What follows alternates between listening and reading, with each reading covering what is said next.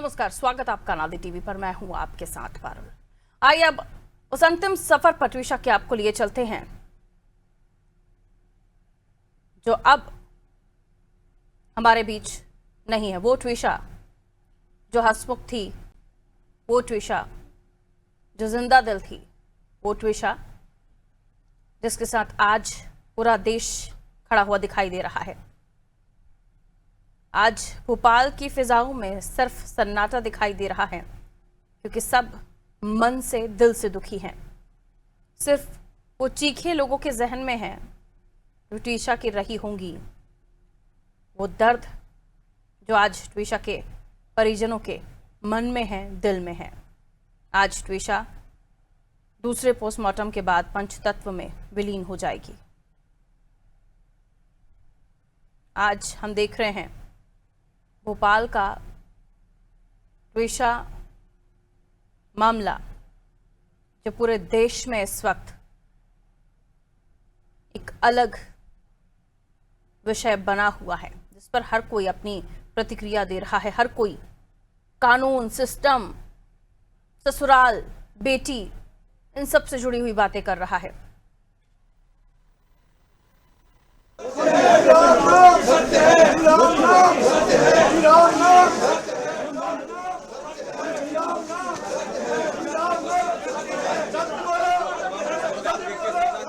ट्विशा का अंतिम संस्कार होने जा रहा है पंचतत्व में विलीन। आज वो आवाज हो जाएगी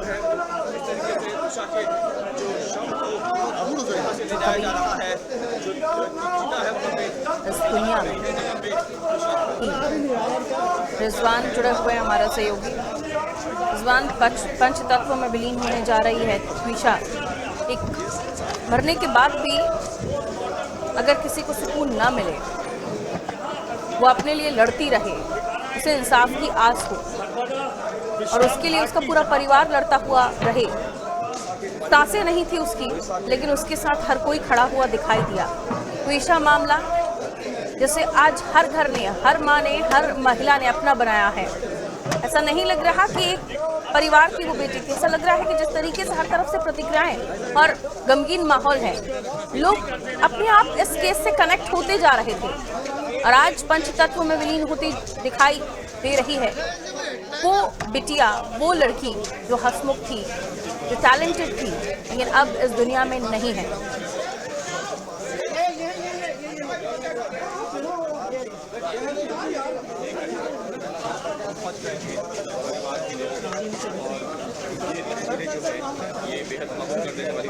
इस बार आवाज मिल रही है आपको?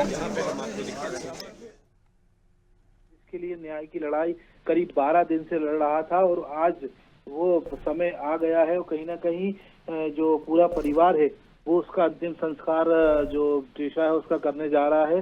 साफ तौर से भदभदा विश्राम घाट पूरा परिवार पहुंच चुका है और कहीं ना कहीं एक बड़े भावुक और बड़े दुखद पल है, क्योंकि 12 दिन से कितनी बड़ी पीड़ा वो अपनी बच्ची को लेकर जो पूरा परिवार है वो झेल रहा था और न्याय की मांग जो है अलग अलग सरकारी दफ्तरों में मांग रहा था। हालांकि कहीं ना कहीं हाई कोर्ट से तो उसको राहत जो है, एक जीत, कहीं ना कहीं थोड़ी सी जीत परिवार की मिली। लेकिन आज जो जब इस तरीके से ट्विशा का शव जो है अर्थी पर रखा गया और कहीं ना कहीं बड़ी दुखद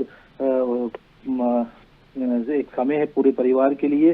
राम राम सत्य के नारे से जो भदभदा विश्राम घाट है वो गूंजता हुआ नजर आया और पूरा परिवार एकजुट होकर लड़ाई लड़ रहा है। कहीं ना कहीं उनकी जीत भी जो है इस पूरी लड़ाई में होगी, क्योंकि जिस तरीके से ट्विशा के शरीर पर निशान मिले हैं, सीसीटीवी फुटेज मिले हैं, वो कहीं ना कहीं अब जो है एक जीत की ओर साबित होते दिखाई दे रहा है। क्योंकि दोबारा पीएम होना कहीं ना कहीं एक बड़ी बात होती है। किसी के लिए दोबारा पीएम होता है तो बहुत जद्दोजहद उसके लिए लगती है, लेकिन ट्विशा के परिवार ने इस लड़ाई को भी लड़ा और दोबारा पीएम कराया। और आज वो समय आ गया है जब ट्विशा का जो है अंतिम संस्कार हो रहा है। पूरे रीति रिवाज से जो है उसका भाई जो हर्षित और उसके पिता जो ट्विशा के हैं वो अंतिम संस्कार कर रहे हैं। सबसे बड़ी चीज इसमें देखने को ये मिली है, एक भावुक पल भी है कह सकते हैं। जो ट्विशा थी उसको ऋषिकेश जाना काफी पसंद था। वो अपने पिता के साथ ऋषिकेश जाती थी और कहा यह जा रहा है, परिवार के लोगों की इच्छा है क्या उसका जो अस्थियां हैं उसकी जो है ऋषिकेश में विसर्जन की जाए। दिल्ली शव इसलिए नहीं ले जा पाए क्योंकि जो परिवार था वो परिवार के जो लोग थे, कुछ लोग दिल्ली में थे, ज्यादातर लोग भोपाल में पूरी लड़ाई 12 दिन से लड़ रहे थे, तो उन्होंने ये निर्णय लिया अंतिम संस्कार भोपाल में ही किया, ऋषिकेश में जो है सिर्फ अस्थियां जो है विसर्जन करेंगे।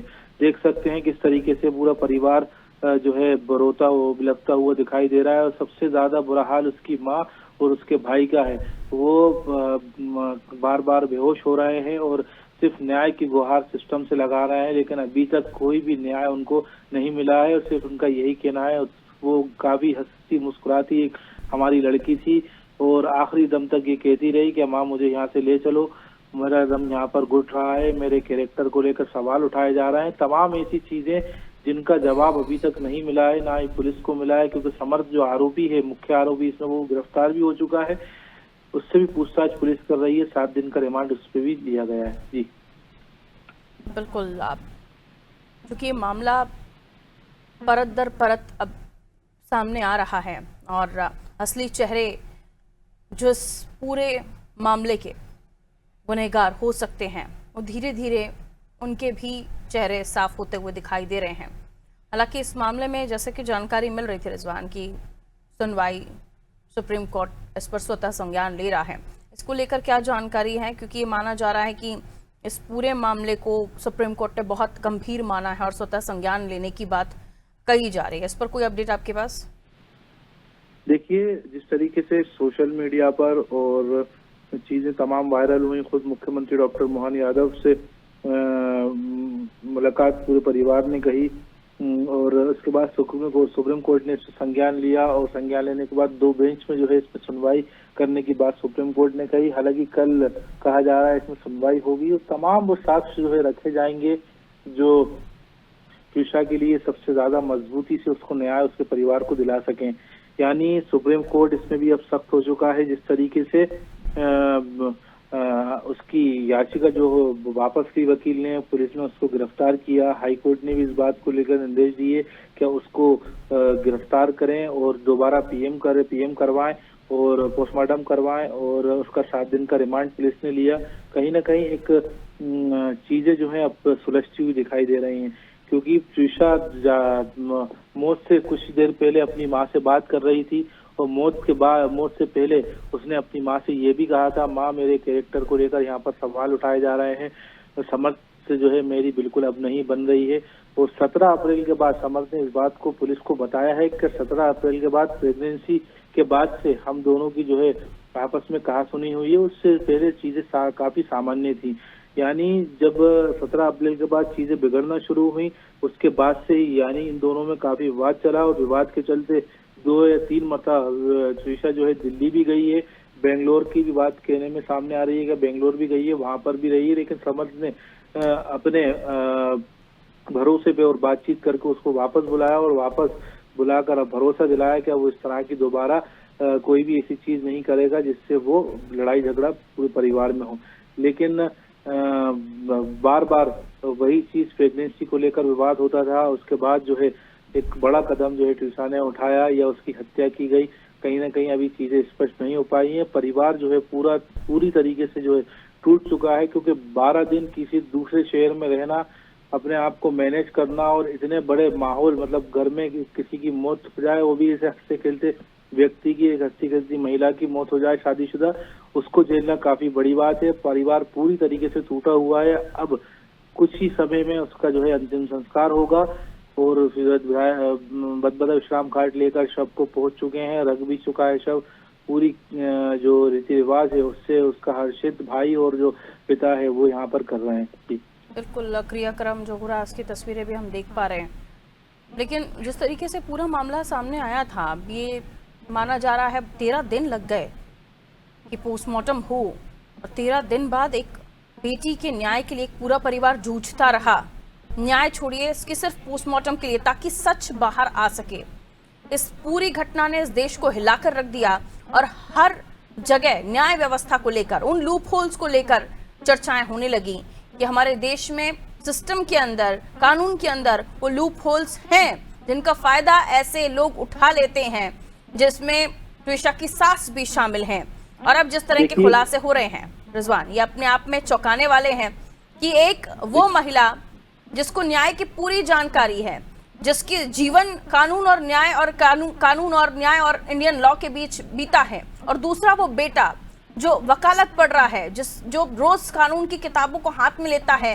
क्या देश में किस तरह के मामले चल रहे हैं, न्याय क्या है, अपराधी क्या है, और ऐसे लोग इस तरह की घटनाओं में अगर उनके नाम आते हैं तो फिर बाकी आप आपराधिक तत्व के लोग या फिर ऐसी सोच भी रखने वाले लोगों से कोई उम्मीद नहीं कर सकते।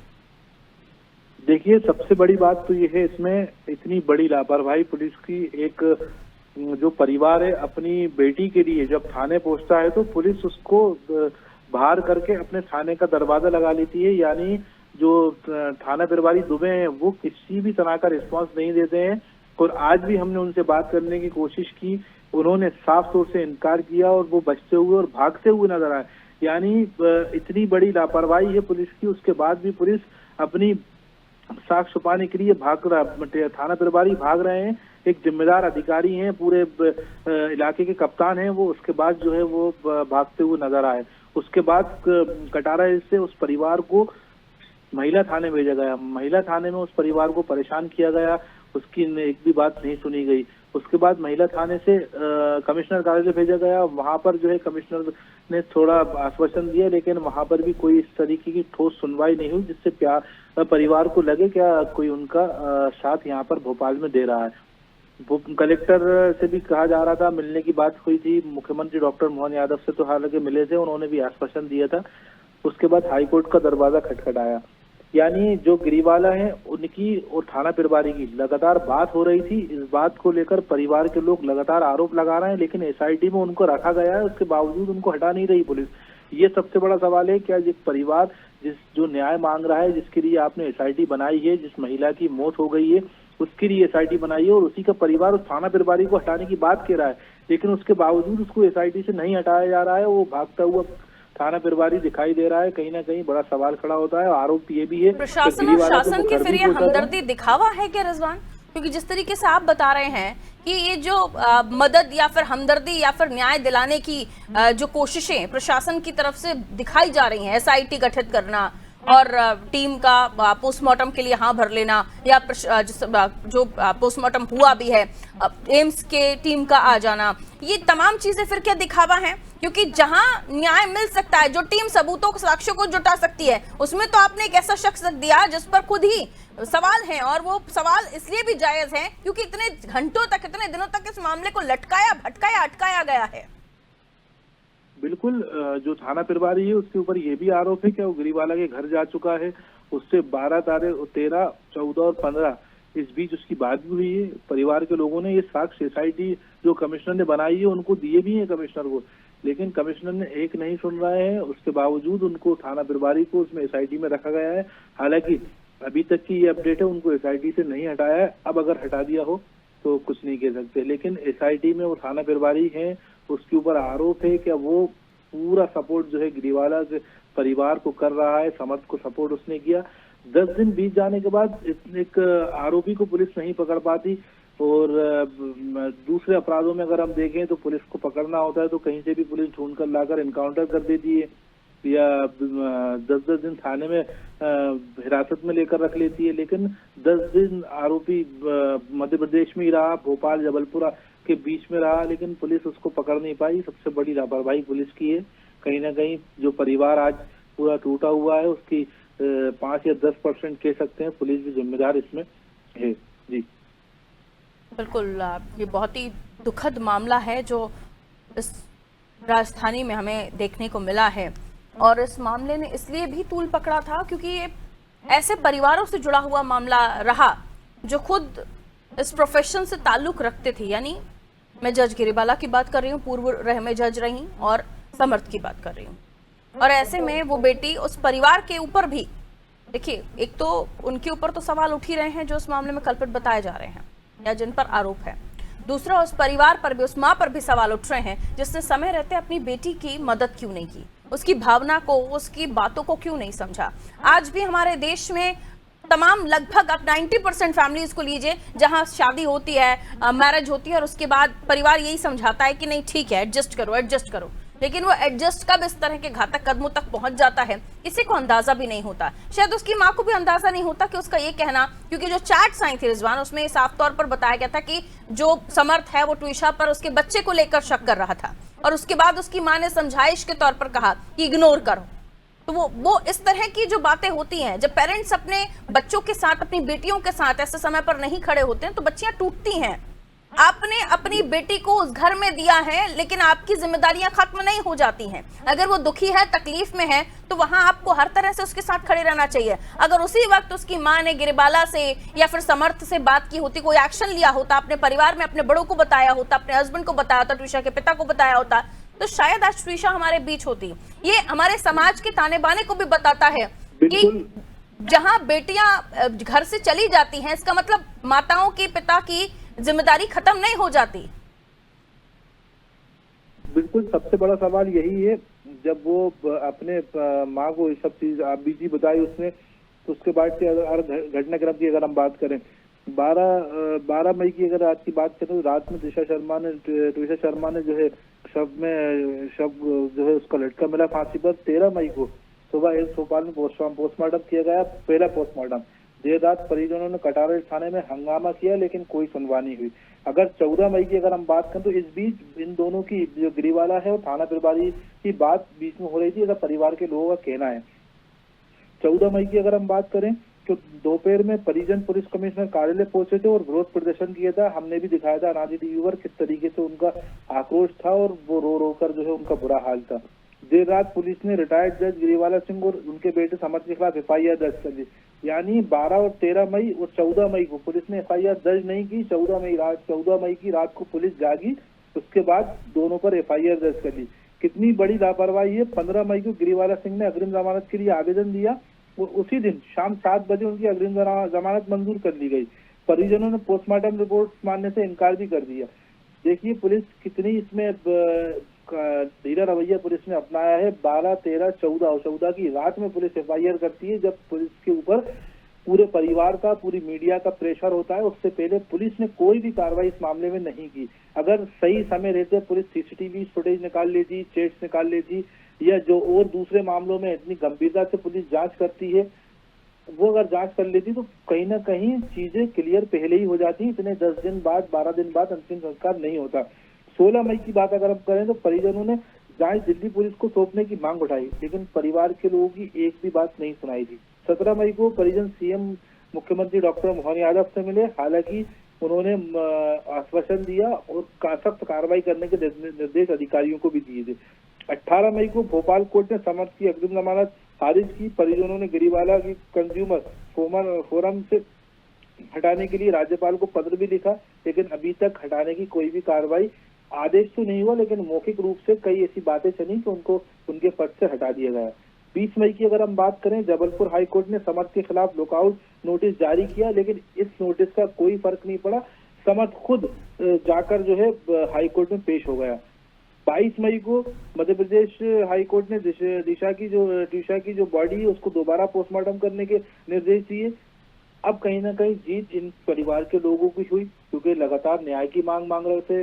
हाई प्रोफाइल मामला हो चुका था। दोनों परिवार जो है, कोई आर्मी से रिटायर्ड है, कोई वर्तमान आर्मी में है, कोई जज रहे, कोई जज से रिटायर है। दोनों परिवार सक्षम है अपने हाथ में। तो दोनों परिवारों में कहीं ना कहीं एक बड़ा हाई प्रोफाइल मामला ये बन चुका था। 23 मार्च को समर्थ ने कोर्ट में पेश किया गया, जहां उसे 7 दिन का रिमांड मिला। तो उसके बाद 24 मई को दोबारा पोस्टमार्टम, आज दोबारा पोस्टमार्टम हुआ। उसको पोस्टमार्टम के बाद उसका अंतिम संस्कार अब किया जा रहा है। अब इस पूरी कार्रवाई में पुलिस का कितना ढीला रवैया रहा, आप खुद अंदाजा लगा सकते हैं। वो बेटी जा रही है, उसे अंतिम विदाई दी जा रही है। आज वो पंचतत्व में विलीन हो जाएगी, लेकिन पीछे वही सवाल, क्या ट्विशा को न्याय मिलेगा? बहुत शुक्रिया रिजवान। नम आंखों से परिवार विदाई दे रहा है और ट्विशा से सिर्फ उसका परिवार नहीं जुड़ा, इस वक्त पूरा शहर, पूरा देश जुड़ चुका है। जो यहां मौजूद हो सकते थे वो आए हैं और हर आंख नम है। मां की चीखें हैं, पिता की खामोशी है भाई का अफसोस कि वो अपनी बहन को नहीं बचा सका। हर किसी को ये कहानी अंदर से झकझोर रही है कि आखिर कैसे इस हंसती खेलती फूल जैसी बेटी की बात ये परिवार नहीं समझ पाया, और आखिर ऐसे जालिम लोग कहां से इस समाज में एक अच्छाई का चोला ओढ़ के बैठे हुए हैं, जिनकी वजह से ये बेटियां अपनी जान ले लेती हैं। ट्विशा की चिता जल रही है, लेकिन उसकी मौत से जुड़े अब भी कई सवाल धधक रहे हैं। सवाल ये कि आखिर उस रात हुआ क्या था। सवाल ये कि इसकी मौत का जिम्मेदार कौन है। सवाल ये कि सच कब और कैसे सामने आएगा, कितना समय लगेगा। इन सवालों का इंतजार इस देश को है, इस परिवार को है, इस जाती हुई ट्विशा को है, जो अब इस दुनिया में नहीं है।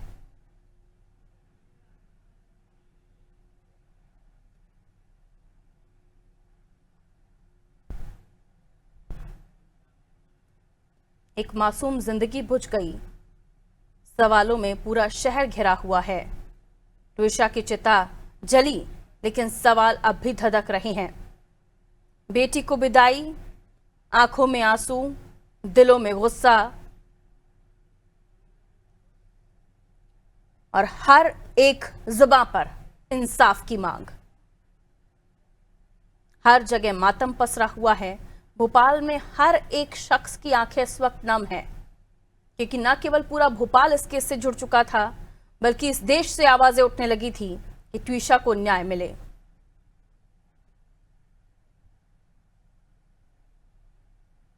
ट्विशा जा रही है, ट्विशा पंचतत्व में विलीन हो रही है, लेकिन कई अनसुलझे सवाल। क्या ट्विशा डेथ मिस्ट्री सुलझेगी? जाते जाते इस सवाल और इस मामले को, इस समाज के बीच ये मामला छोड़कर जाता है, ये ट्विशा छोड़कर जाती है कि आज भी, आज के इस दौर में, इस युग में, आज भी हम इन बेटियों को जलता हुआ देख रहे हैं।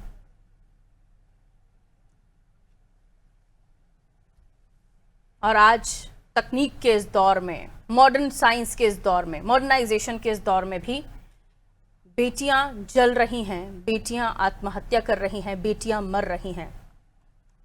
लेकिन पढ़े लिखे आज के समाज में सास वही है, ससुराल वही है, पति वही है, और माएँ भी वही हैं। बदल कुछ नहीं रहा, सिर्फ तादाद बढ़ रही है और मामले में कुछ और नई चीजें जुड़ जा रही हैं।